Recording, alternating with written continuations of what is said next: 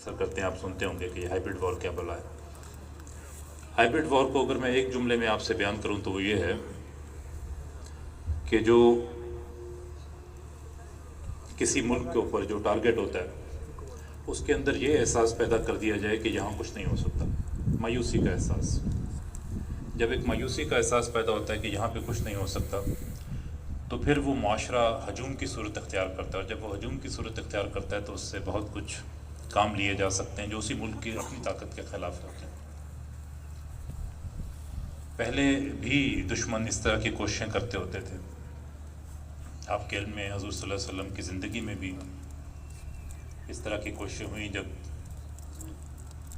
इस्लामी ताकत की बुनियाद को अफवाहों की बुनियाद पे मुतासिर करने की कोशिश की गई। सूरह नास आपको ये बताती है कि इंसानों और जिनों में ऐसे शैतान मौजूद हैं जो हमेशा वो कान में वसवासुल खन्नास कुछ फूंकते हैं और फिर पीछे हो जाते हैं। वो जो मौलाना असरार ने अपनी ये दोनों सूरतों की, सूरह फलक और सूरह नास की तशरीह की हुई है, हम जैसे बेइल्म लोगों के लिए, फूंकते हैं पीछे हो जाते हैं, फूंकते हैं पीछे हो जाते हैं।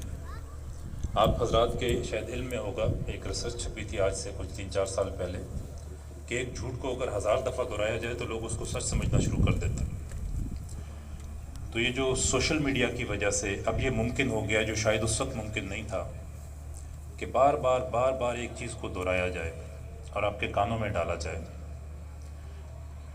आपके बारे में मेरे ख़िलाफ़, मेरे बारे में आपके ख़िलाफ़, ये एक बार एक मुस्तकिल तौर पे कोशिश की जाए।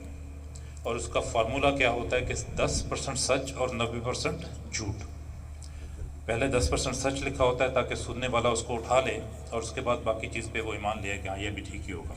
मिसाल के तौर पे मैं किसी ऐसे शख्स को जानता हूँ जिसका भाई या जिसका बाप या जिसका कोई महल्लेदार जामियातुर रशीद में है और वो ख़ुद मुल्क के ख़िलाफ़ कोई काम कर रहा था या दहशतगर्दी में मुलव्वस था, और मैं कहूँ कि फ़लाँ इब्ने फ़लाँ दहशतगर्दी में मुलव्वस पकड़ा गया है, इसका ताल्लुक़ जामिया रशीद से है, जामिया रशीद में ऐसे ही लोग होते हैं। ये तरीक़ाकार है। ये जैसे फ़ौज के बारे में आप बात करें कि फ़ौज के फ़लाँ कर्नैल ने या जर्नैल ने ये किया, सारे जर्नैल और कर्नैल ऐसे ही करते हैं, ये फ़ौज ऐसी है।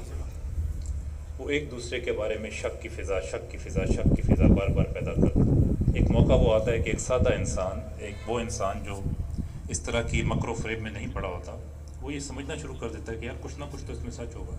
जैसे मैंने आपको बताया था कि 1000 दफ़ा झूठ वाली बात। हालांकि अगर हकीकत हाल आप पूछें तो जिस तरह आज ये तलबा कुरान और हदीस के साए में फारिग तहसील होने वाले हैं, इसी तरह जब हम पास आउट हुए थे या हमारे रीजर्स के लड़के पास आउट होते हैं तो वो भी इसी तरह कुरान के साए में पास आउट होते हैं। मुझे याद है वो आयत जो उस मौके पे पढ़ी गई थी, वाइदु लहुम मस्तताअतुम मिन कुव्वतिन व मिन रिबातिल खैल। उसमें वो जो दुश्मन जिसका जिक्र अल्लाह ताला ने किया कि वो दुश्मन जिसको तुम नहीं जानते लेकिन अल्लाह खूब जानते हैं, मैं उस दुश्मन की बात कर रहा हूँ आपसे। वो दुश्मन हमारे दरमियान ही मौजूद है। हो सकता है वर्दी पहन के मौजूद हो सकता है बगैर वर्दी के मौजूद हों, सिविल में कहीं पे, हमारे दरमियान ही मौजूद है। ये वो लोग हैं जो शायद शैतान के खन्नास का असर पूरा का पूरा ले चुके हैं और जिनको पाकिस्तान के और पाकिस्तान के कलमे से रिश्ते पे यकीन नहीं है। इन लोगों से बचें, मायूसी से बचें। आपके उलमाए कराम, मैं तलबा से मुखातिब हूँ, आपके उलमाए कराम ने आपको बार बताया होगा यकीनन कि मायूसी कुफ्र है।